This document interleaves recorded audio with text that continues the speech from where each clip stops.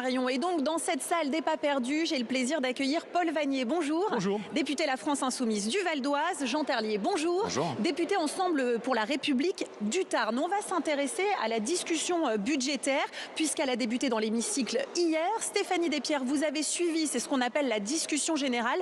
Chacun pose ses objectifs et ses lignes rouges.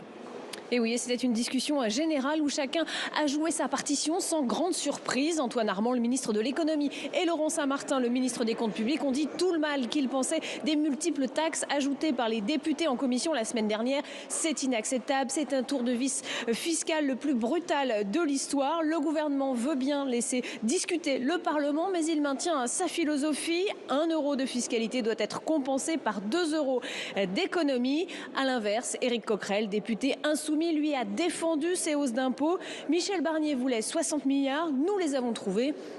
En réponse au camp présidentiel qui s'offusquait d'un carnaval fiscal, eh bien le président de la commission des finances a répliqué: nous avons renversé l'ordre injuste que vous imposez depuis 7 ans. Notre carnaval fiscal, ça s'appelle la justice fiscale et sociale. Le MoDem, lui, veut toujours aller plus loin que la copie initiale du gouvernement sur la contribution exceptionnelle des plus riches. Pour la droite, la priorité, ça reste la baisse des dépenses. Alors je vous le rappelle, la discussion introductive au budget, cette discussion générale ne s'est pas terminée hier soir. Elle va se poursuivre une petite demi-heure cet après-midi, et c'est Marine Le Pen qui prendra la parole pour le Rassemblement national et David Amiel pour le groupe macroniste Ensemble pour la République. Merci beaucoup Stéphanie. Jean Terlier, dans ce budget proposé par le gouvernement, il y a des hausses d'impôts, 20 milliards. Est-ce que vous êtes à l'aise avec ça? Ça va un peu à l'encontre du macronisme. Écoutez, je crois qu'il faut revenir quand même sur l'épisode et le vote en commission, enfin l'absence de vote et ce que proposait à la fois le NFP et le Rassemblement national qui proposait plus de 60 milliards d'augmentation d'impôts et de taxes. C'est de la boucherie fiscale purement et simplement. Là où, et vous avez raison de le rappeler, il nous faut réaliser des économies, 60 milliards et principalement pour 40 milliards des baisses de la dépense publique. Et donc c'est cette stratégie et cette trajectoire que nous avons mise en place avec le groupe Ensemble pour la République, et je crois qu'il faut le respecter au moment où nous allons aborder ce sujet dans l'hémicycle dans les jours qui viennent. Paul Vannier, votre objectif dans l'hémicycle, c'est de refaire en fait comme en commission 60 milliards de recettes supplémentaires? Notre objectif, c'est de s'opposer à cette boucherie, la vôtre, la boucherie des services publics que ce budget d'austérité, celui de Michel Barnier, prépare. Boucherie pour l'éducation nationale, quand on annonce 4000 postes supprimés, pour la santé des Français avec des consultations médicales qui vont augmenter. Boucherie pour les Outre-mer.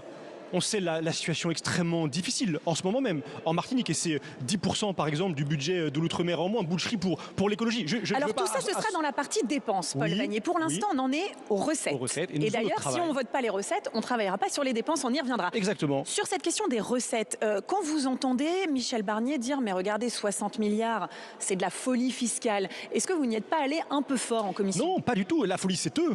La dette, le déficit, c'est le bilan des macronistes. C'est un désastre. Vous avez agi avec beaucoup d'inconséquences. Vous avez ruiné, au fond, les caisses publiques. Donc nous, non seulement nous rétablissons, au fond, les comptes publics, parce que nous générons des recettes. C'est une crise des recettes qui est la crise de l'État aujourd'hui. Mais surtout, nous mettons de la justice fiscale. Parce que ce que prépare le gouvernement, c'est 40 milliards qui vont peser sur les classes populaires et, allez, à peine 2 milliards sur les plus riches. Et nous avons travaillé en commission, d'ailleurs, avec les députés du MoDem, puisque les députés du MoDem ont voté certains des amendements et du que Rassemblement national, nous défendions pour générer des nouvelles recettes. Et à la fin, le Rassemblement national, comme d'habitude, au fond, il a servi de béquille au gouvernement que vous soutenez pour rejeter le travail qui avait été accompli en commission des finances. Jean Terlier, il y a à peu près dans l'hémicycle les mêmes rapports de force qu'en commission. Est-ce que ça va se passer pareil? Et comment vous, le groupe Ensemble pour la République, voyez ces débats? Si à la fin, on a des votes du MoDem, du Rassemblement national et du Nouveau Front populaire qui alourdissent la facture, est-ce que vous dites il ne faut pas qu'on laisse le débat pendant une semaine pour aboutir à la même facture qu'en commission? Je pense que de toute façon, le débat, il doit avoir lieu dans l'hémicycle. C'est bien que chaque groupe politique puisse s'exprimer pour qu'à la fin, on fasse les comptes. Au fond, j'entendais mon collègue qui nous disait que on avait taxé les revenus les plus bas. Mais en fait, ce que dans les propositions qui sont proposées par le NFP, c'est la surtaxation notamment de l'assurance vie. C'est la surtaxation aussi également des petits épargnants. En fait, en réalité, vous drapez derrière de belles belles résolutions, mais au fond, au bout du bout, c'est 60 milliards d'euros d'impôts supplémentaires et de taxes, et ça au détriment des plus faibles. Je crois qu'il faut avoir un débat éclairant pour nos téléspectateurs, il faut être dans l'objectivité. Est-ce que vous dites vous ayez cette objectivité des impôts, mais sur l'objectivité de dire aussi également que vous avez sur les grandes entreprises. Ne parlez pas en même temps, messieurs, avec le Rassemblement national, qui effectivement a eu un peu honte à la fin de ce qu'il avait voté. On reviendra sur justement la position du Rassemblement national. Mais Paul Vannier, vous dites tout ce que vous avez voté, les Français des classes moyennes ne seront pas touchés. C'est vrai que y a des Français qui peuvent avoir un peu d'actions, un peu de patrimoine. Après tout, ils ne font pas partie des plus riches. Vous, ils sont complètement épargnés ou il y a quelques mesures qui les toucheront directement? Ils sont épargnés et même ils bénéficient de certaines mesures que nous défendons. Par exemple, quand nous avons fait annuler l'augmentation de la taxe sur l'électricité, c'est 6 milliards d'euros. Mais ça va concerner les classes populaires, les classes moyennes, et nous proposons de les épargner. Est-ce qu'on a les moyens de garder un bouclier tarifaire sur l'électricité? Oui, on a les moyens d'aider les Français qui sont confrontés à la flambée des prix de l'énergie. C'est un droit de pouvoir se chauffer, de pouvoir vivre dans un minimum de confort auquel nous tenons. Et c'est une question, en effet, de choix politique. Et contrairement à ce que vous avez affirmé, nous assumons. Nous faisons des augmentations d'impôts pour les grandes entreprises. Par exemple, pour les armateurs qui ont réalisé des dizaines de milliards d'euros de bénéfices exceptionnels ces dernières années. Des taxes sur les super... Alors laissez finir Paul Vannier une seconde. Et par exemple, donc, les élans, ils sont transparents, ils sont clairs, ils sont à la disposition de tous les Français. Donc assumez le débat, assumez-le sur le fond plutôt que de le travestir. Nous sommes du côté de la justice fiscale et au fond, nous sommes meilleurs gestionnaires que vous ne l'avez été ces 7 dernières années. Jean Terlier, il y a eu des majorités en commission des finances, effectivement, pour alourdir cette facture fiscale. Et parfois, au sein du socle commun, vous n'avez pas été tous solidaires. Est-ce que c'est aussi compliqué? Vous n'êtes pas tous d'accord. Le MoDem, notamment, a parfois voté avec la gauche. Non, mais c'est bien naturel que les différentes sensibilités s'expriment, et à la fois sur la position des uns et des autres. À la fin, vous le savez, au groupe Ensemble pour la République, on a 2 axes. On a baissé comme jamais le coût du travail pendant 7 ans. Et donc, on sera très ferme sur le fait que sur les allègements de charges, il n'y ait pas de remise en cause de ce qu'on a fait pendant 7 ans. Qui est dans le projet de loi de finances de la sécurité sociale, pour qu'on comprenne bien. Sur l'électricité, et pour reprendre le débat que nous avions, là aussi encore également, vous nous avez dit que tout le mal que vous pensiez de ce bouclier fiscal, aujourd'hui vous voulez le conserver. Nous, simplement, ce qu'on dit en responsabilité, c'est qu'on est revenu à un niveau d'inflation et de prix avant la crise. Et donc aujourd'hui, ce bouclier fiscal, il coûte beaucoup. On peut le supprimer, mais par contre, on sera là aussi très ferme sur le fait qu'on ne veut pas un retour du prix de l'électricité. Vous voulez revenir aux 32 euros du mégawattheure avant la crise, compte tenu de ce qu'aujourd'hui, nous n'avons plus les moyens de maintenir ce bouclier. Ce que le gouvernement dit, c'est qu'avec la baisse des prix de l'électricité, finalement, sur la facture des Français, ceux qui sont au tarif réglementé, ce sera tout de même moins 10%. C'est quand même une bonne nouvelle. D'accord, mais c'est une augmentation de cette taxe et elle nous paraît absolument injuste. Moi, je voudrais alerter sur l'effet récessif du plan d'austérité que prévoit le gouvernement. C'est à peu près 60 milliards d'euros, c'est-à-dire 2% du PIB. C'est la même proportion exactement que celle du premier plan d'austérité qu'on a imposé à la Grèce, avec les conséquences que l'on connaît, l'explosion du déficit, l'augmentation de la dette. L'effet récessif, c'est Pierre Moscovici lui-même, président de la Cour des comptes, qui n'est pas vraiment un insoumis, qui indique que le plan d'austérité gouvernementale, il va coûter entre 0,5 et 0,8 points de croissance. Donc je dis, non seulement il est injuste sur le fond, mais il peut entraîner un collapse de notre économie s'il était adopté en l'état. Je souhaite qu'il soit profondément transformé, je souhaite que l'Assemblée nationale adopte un autre budget et surtout j'espère que le gouvernement, une fois de plus, ne passera pas en force avec un nouveau 49.3. Ces questions-là, elles se posent, Jean Terlier, puisque certains dans votre camp alertent, alors pas dans les mêmes mesures que Paul Vannier et peut-être pas sur les mêmes arguments, mais en tout cas en disant ça peut être aussi pour notre économie un ralentissement de l'économie française à cause de ces mesures.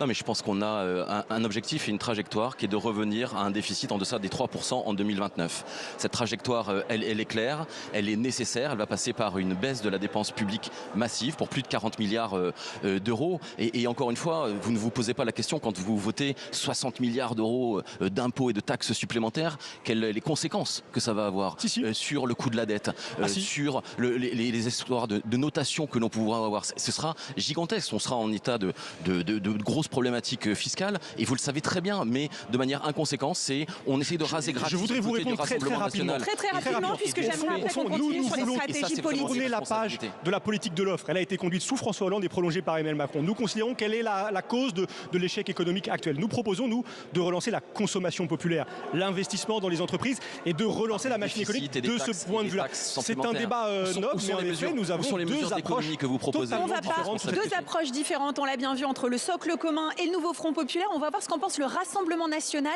Clément Perrot, vous êtes celle des 4 colonnes, avec votre invité Gaëtan Dussauceil. Gaëtan Dussauceil, ce budget n'a ni cap ni cohérence. Ce sont les mots de Jordan Bardella hier. Est-ce que le RN est en train de durcir le ton? Écoutez, ce qui est certain, c'est que ce budget proposé par le gouvernement de Michel Barnier n'est pas un budget de rupture. On attendait, c'est l'expression notamment des 11 millions d'électeurs du Rassemblement national lors des dernières élections législatives, à ce qu'il y ait des changements de cap radicaux sur la question migratoire, la question sécuritaire, la question aussi budgétaire, parce que vous le savez, nous sommes dans une situation qui est excessivement pénible, difficile, avec une aggravation des comptes publics. Pour cela, il faut relancer la croissance. Malheureusement, le compte n'y est pas dans la proposition du gouvernement. Alors il y a une possibilité que ce budget passe au 49.3 et qu'il y ait ensuite une motion de censure. Est-ce que l'hypothèse où vous voteriez cette motion de censure est en train de prendre de l'épaisseur? Écoutez, la question du 49.3 n'est pas tranchée. Elle sera uniquement et exclusivement de l'initiative du gouvernement. Ce qui est certain, c'est qu'en l'état, ce projet de loi, cette proposition de budget, on ne peut pas le voter lorsque le gouvernement de Michel Barnier propose notamment une aggravation sur la situation sociale en augmentant davantage les taxes sur l'électricité, en aggravant le malus automobile, notamment sur des véhicules qui sont largement utilisés par les Français ou modestes ou de classe moyenne. Je pense à la Peugeot 208, je pense également à la Dacia Sandero, désolé pour la publicité pour ces marques, mais on voit qu'il n'y a pas une prise en compte justement de la situation sociale aujourd'hui.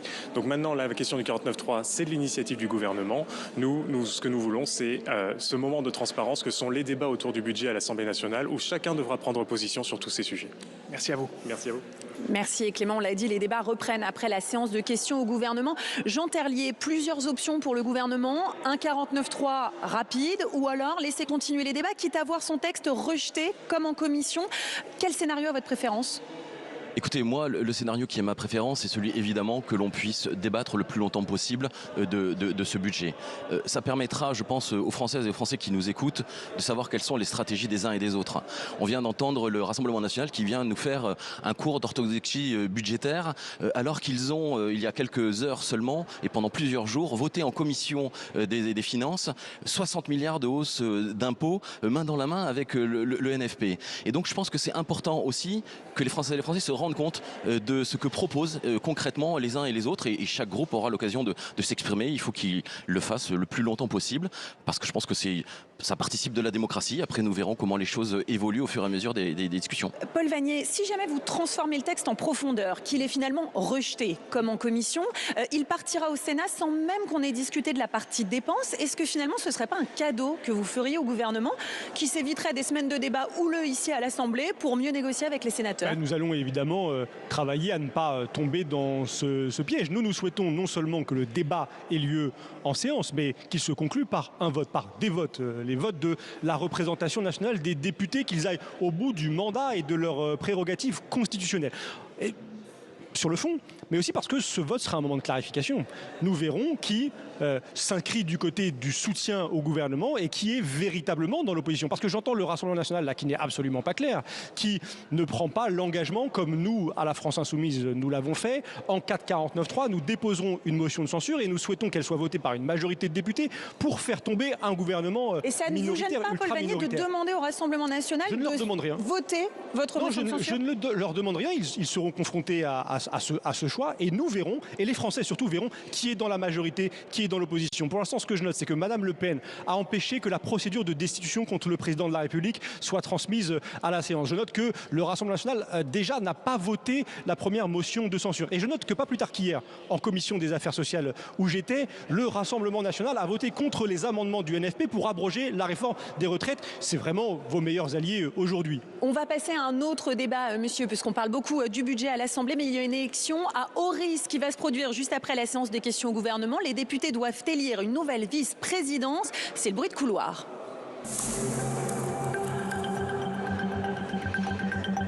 Alors Stéphanie Despierres, vous êtes dans cette salle des 4 colonnes. Expliquez-nous, qu'est-ce que cette élection ? Alors en juillet, 6 vice-présidents de l'Assemblée avaient été élus, mais Annie Genevard, députée DR du Doubs, a été nommée ministre de l'Agriculture depuis. Il faut donc la remplacer à ce poste très convoité. Alors tous les députés vont voter à bulletin secret dans des salons proches de l'hémicycle. Il faut la majorité absolue pour être élu.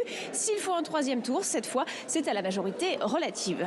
Alors voilà pour le mode d'emploi, Stéphanie, mais c'est une bataille politique qui est sur la ligne de départ et qui a ses chances de l'emporter.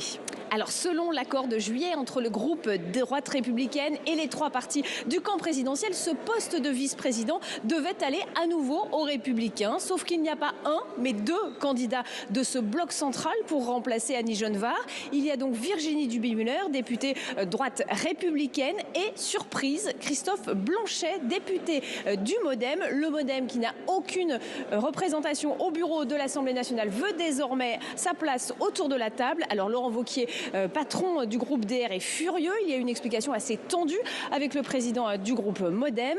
Du côté de Gabriel Attal, chez Ensemble pour la République, on joue la carte de l'apaisement malgré les tensions avec Laurent Wauquiez. Le groupe Ensemble va voter pour la candidate Virginie Duby-Muller. Elle part donc favorite, mais tous les députés suivront-ils leur chef? Rien n'est moins sûr. Si ce n'est pas le cas, la vice-présidence pourrait échoir à la gauche. Le nouveau Front populaire a choisi une candidature commune. Il s'agit de l'écologiste Jérémy Yordanov. Et puis il y a aussi Olivier Servat, l'indépendant du groupe Lyot, qui espère jouer les troubles faits. Et puis comme en juillet, il y aura un candidat du RN, Yohann Gillet, député du Gard. Bref, Elsa, encore une élection qui peut réserver des surprises, du suspense et en dire long sur les équilibres très mouvants de cette Assemblée. Exactement, Stéphanie, et vous parliez de la candidature surprise du MoDem Christophe Blanchet. Il est, et ce n'est pas un hasard, au micro de Clément Perrault dans cette salle des 4 colonnes. Christophe Blanchet, vous êtes candidat pour devenir vice-président de l'Assemblée. Au mois de juillet, il y a eu un accord au sein du bloc central pour une candidature de la droite républicaine. Cette candidature, elle va être incarnée par Virginie Duby-Muller. Dans ce contexte, pourquoi vous présentez-vous? Ça y est, il y a beaucoup de choses qui ont évolué depuis le mois de juillet. Vous en avez été témoin. Pourquoi est-ce que le groupe démocrate envoie un candidat et m'a désigné? Tout simplement, nous sommes très respectueux du règlement intérieur. Vous savez, c'est le petit document que souvent on brandit dans l'hémicycle. Et nous jugeons que lorsqu'on le brandit, ça veut dire qu'on veut respecter ce règlement intérieur. Donc si on respecte ce règlement intérieur, on respecte son article 10 alinéa 2, qui dit très clairement que le bureau est composé de membres qui respectent la pluralité des groupes politiques à l'Assemblée nationale. En l'occurrence, à travers cet article, aujourd'hui, il y a 2 groupes politiques qui ne sont pas représentés au bureau de l'Assemblée nationale. C'est le Rassemblement national et les démocrates. Donc, à ce titre, nous jugeons que notre candidature est légitime si on veut respecter ce règlement intérieur et pour simplement respecter la pluralité. Mais cette division n'entraîne-t-elle pas un risque de défaite pour le bloc central? Vous y voyez une division, nous on voit une cohérence, une union et un respect simplement de notre règlement intérieur. Il faut en faire beaucoup moins un jeu politique, juste un jeu d'une cohérence de notre règlement. Donc à chacun de prendre sa responsabilité. Soit vous voulez que les démocrates participent au bureau comme c'est marqué dans le règlement article 10 alinéa 2, soit vous ne le voulez pas et chacun prendra sa décision à 16h30. Merci à vous. Merci à vous. Merci beaucoup et on va continuer avec une autre candidate pour cette vice-présidence, Virginie Duby-Muller, députée apparentée droite républicaine, est au micro de Stéphanie Despierres. Virginie Duby-Muller, comment avez-vous réagi quand vous avez appris que Christophe Blanchet, qu'on vient d'entendre, était aussi candidat pour le bloc central? Ça a été évidemment une surprise pour nous, d'autant que le groupe droite républicaine avait aidé à la commission des affaires étrangères à l'élection du président MoDem, conformément à nos engagements. Donc nous considérons que la vice-présidente sortant, en l'occurrence Annie Genevard, était droite républicaine et que nous avons toute légitimité pour cette candidature lors de l'élection tout à l'heure. Est-ce que vous espérez encore l'emporter? Vous vous dites que là, ça va être très compliqué. Alors, je bénéficie évidemment du soutien de mon groupe, de celui d'Horizon et de PR. J'espère que désormais, tous les alliés du socle commun reviennent à la raison. Les Français nous regardent et il ne faudrait pas que ce soit le NFP qui bénéficie d'une vice-présidence supplémentaire, d'autant que le bureau est déjà minoritaire. Donc, il faut, je crois, être raisonnable. Finalement, aujourd'hui, ce qui se passe, c'est aussi un test d'alliance de ce socle commun. Nous sommes en plein PLF et j'espère évidemment que chacun vote en bonne intelligence. Merci beaucoup. Merci beaucoup. On va commencer par vous, Paul Vannier, parce que c'est peut-être un peu plus simple de votre côté que du vôtre, Jean Terlier. Vous avez un candidat, Jérémy Yordanov. Vous le soutiendrez aux 3 tours. Candidature unique du nouveau Front Populaire, on est bien d'accord? Oui, on est d'accord.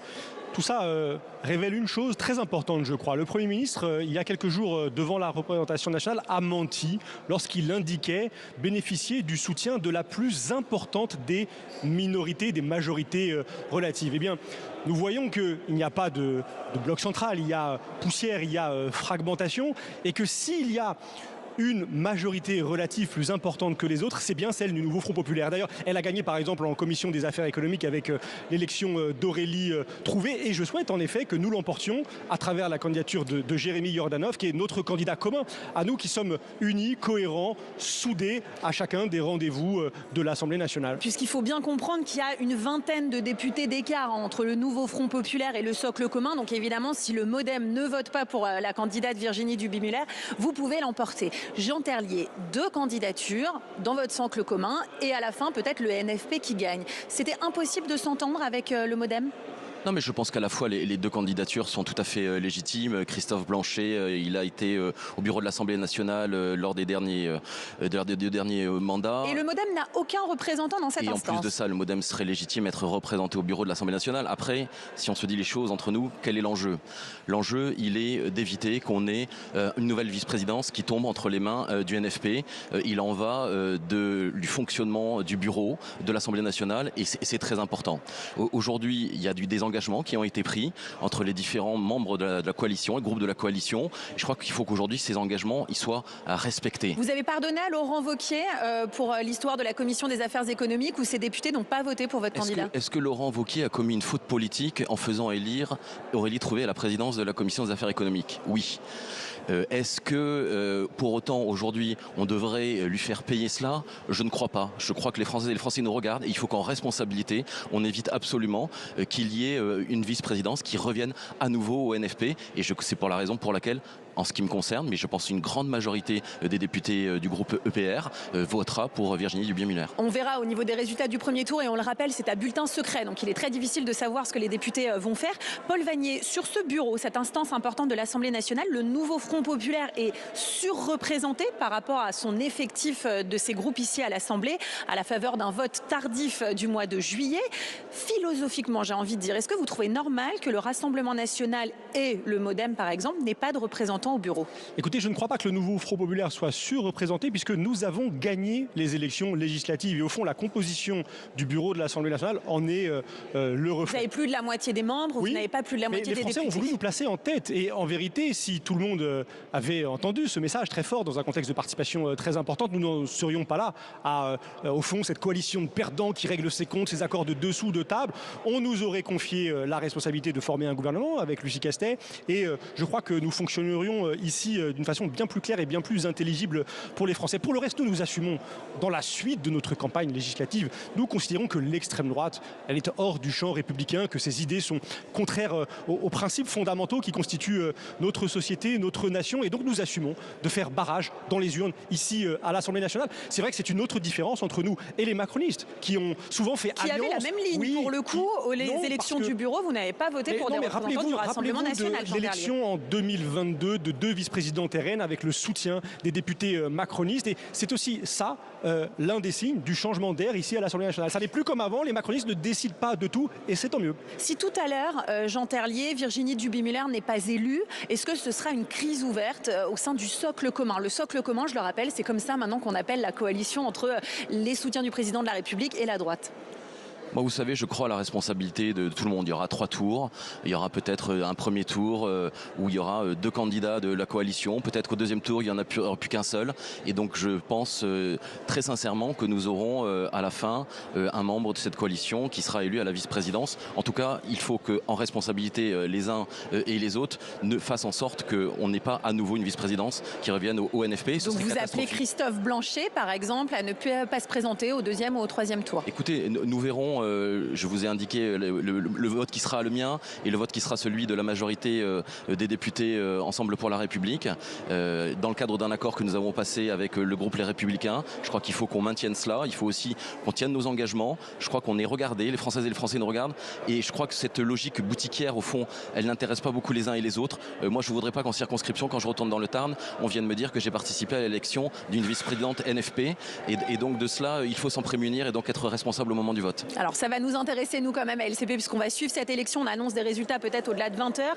Vous pourrez profiter de ces divisions du camp présidentiel. Est-ce que vous avez même essayé de convaincre certains députés hors Nouveau Front Populaire de voter pour la candidature de votre candidat écologiste? Bien sûr, bien sûr. Vous savez que les candidats présentés par le Nouveau Front Populaire souvent obtiennent des appuis au-delà de nos rangs, dans le groupe Lyot, parfois même au-delà du groupe Lyot.